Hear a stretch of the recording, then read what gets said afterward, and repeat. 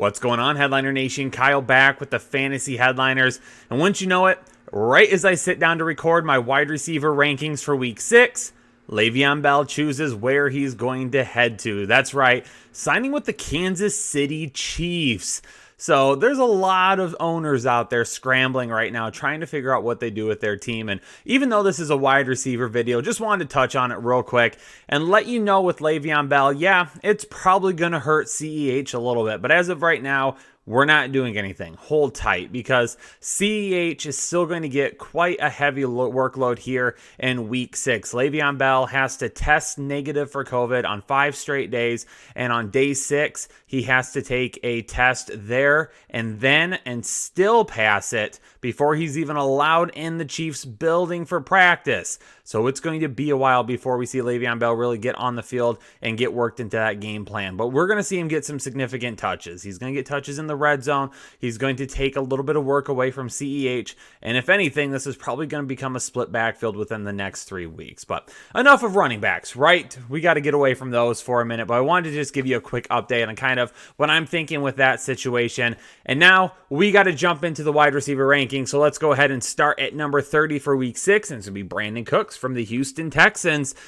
Huge game last week, so maybe some people would like to see him a little bit higher than 30, but hey, Will Fuller still had a good week as well, and not necessarily expecting those type of performances every single week, but Houston did make a concentrated effort to get him more involved, moved him around a little bit in motion, did some different things on the field to set him up for success and get him in position to win more often. And that's what he did. Huge game last week. I also have him as a start this week. Christian Kirk at number 29. Christian Kirk has a nice matchup this week as well. And of course, DeAndre Hopkins is going to continue to be the wide receiver one there. And you'll see his name pop up here in a few minutes, obviously. But Christian Kirk also in line for a good game this week, playing on Monday Night Football against Dallas, who gives up the 3rd most fantasy points per game to opposing wide receivers. So more than enough for Hopkins and Kirk to eat this week.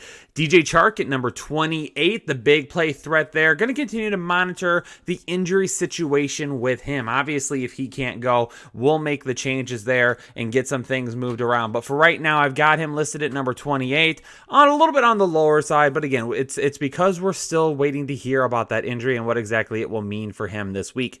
CeeDee Lamb at number 27 is my only start this week. The dude's absolutely just killing in the slot right now. Amari Cooper's a little bit banged up. Michael Gallup, is he going to have that connection with Andy Dalton that he did towards the end of the game last week?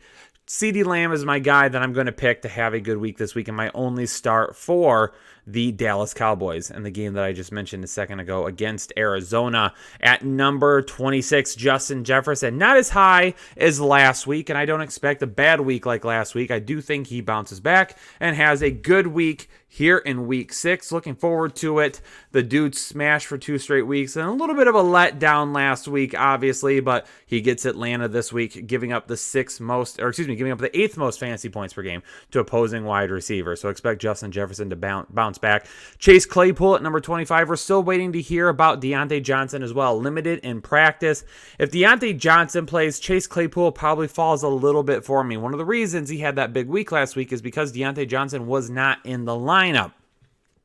I would expect if Deontay Johnson is back this week, I'm a little bit more on the side of playing Deontay Johnson than Chase Claypool if Johnson plays. But again, we have to wait and see what happens for now. Going to assume that he's not playing since he's only been able to be a limited participant so far. And if that happens, Chase Claypool will be a start at number 25 for me.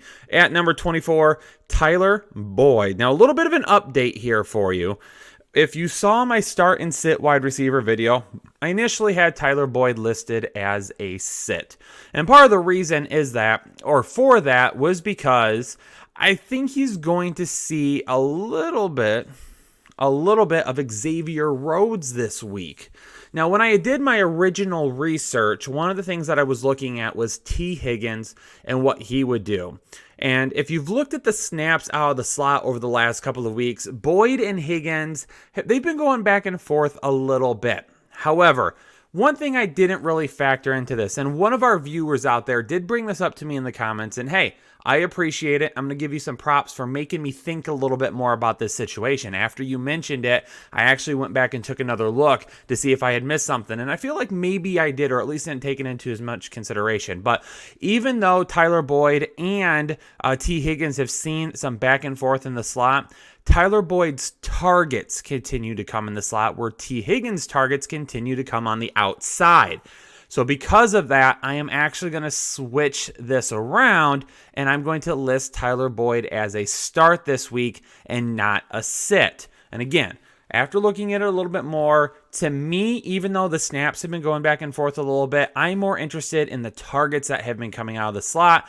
And because Tyler Boyd has seen the most there, that's why I'm going to go ahead and list him as a start now and put him up at number 24. I'm feeling a little bit better about that situation after looking more into it. But again, that's why we do 2 sets of videos, so we can take the entire week to really break things down. You know, those start and sit videos are kind of our initial reactions to the week, what we're thinking, and then obviously the ranking videos take a little bit more in-depth account into that. Number 23, Julian Edelman. He's going to have Cam Newton back this week, which will be good for him. They're going to be going up against Denver, who honestly, Denver, they give up quite a few fantasy points per game, the 5th most even to wide receivers. So a little bit of a surprise there for some of you. The passing game is one that can get bent around a little bit, and I think the New England Patriots will be able to do that this week. And Julian Edelman, of course, will be a big part of that. Devontae Parker, man, if he could stay on the field every single game, his numbers would look better than they even do right now. But half the problem is he has to keep leaving the field for certain injuries. But Ryan Fitzmagic, he worked a little bit of magic. Devontae Parker, his number 1 target right now, coming in at number 22 for me this week. A.J. Brown at number 21. Huge game last week. Going up against Houston this week, I'm going to list A.J. Brown as a start, mostly because sounds like Corey Davis was reinstated or will be reinstated at the time of this video. Adam Humphries still waiting on him at this point. So when you're down a wide receiver there, of course, you got to run with A.J. Brown. And A.J. Brown, was a little bit worried about him last week. But after we found out that White was going to be out in that game, we switched A.J. Brown over to a start, bumped him up the rankings, which unfortunately we couldn't go too high because we had already submitted our rankings that week. But after that news, you got to make a little bit of an adjustment there. A.J. Brown ends up having a huge week last week. At number 19 and number 20, the combination in Cleveland, Mr. Odell Beckham Jr. and Jarvis Landry. Both of those guys are going to be coming in at 19 and 20 for me this week. Such a good matchup against Pittsburgh.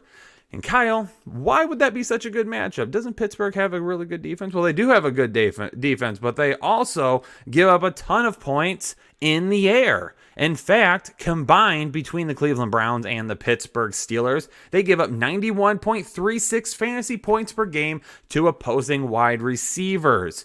Absolutely love this combination this week. And Jarvis Landry going up against Hilton in the slot for Pittsburgh. He allows 2.15 yards per snap in the slot to opposing wide receivers, 2nd most in the NFL. Jarvis Landry and Odell Beckham Jr. both in a position to smash this week. Odell Beckham Jr., Will Fuller, Will Fuller. I talked about Brandon Cooks a minute ago, and I think we're going to start looking at a little bit of a back and forth between these two guys. And more than likely, what that does is that brings down that ceiling each week for Will Fuller. But he's still a guy that I'm going to play. If he's healthy and he's out there, he still sees a good amount of targets. And last week, everyone, talking about that breakout performance from Brandon Cooks for this year.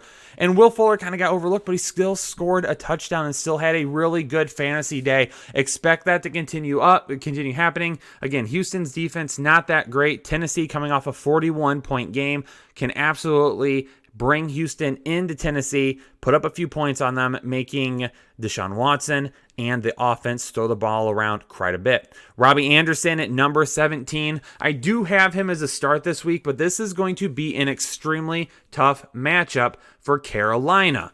I do not have DJ Moore listed as a start this week, going up against Chicago, who gives up very little fantasy points per game. Now, the wide receiver 1 by Chicago standards has typically been shut down. okay? It's the wide receiver 2 going up against Chicago it's really done some of its damage. However, in my start and sit video, I mentioned that I think DJ Moore will still see the wide receiver 1 coverage. It's not because I personally don't think Robbie Anderson is a wide receiver 1, but I still think some teams view him as being that straight line, down the field, deep threat that DJ Moore is not. DJ Moore could be a deep threat, but he is a guy that's a little bit more defined as a route runner and can make some plays after the catch. And I think that's why he sees a little bit more of the cornerback 1 coverage this week, while Robbie Anderson gets the cornerback 2. Marquise Brown at number 16, also going into a matchup that I think he has a position to do really well in, going up against Philadelphia, allowing the 7th most fantasy points per game.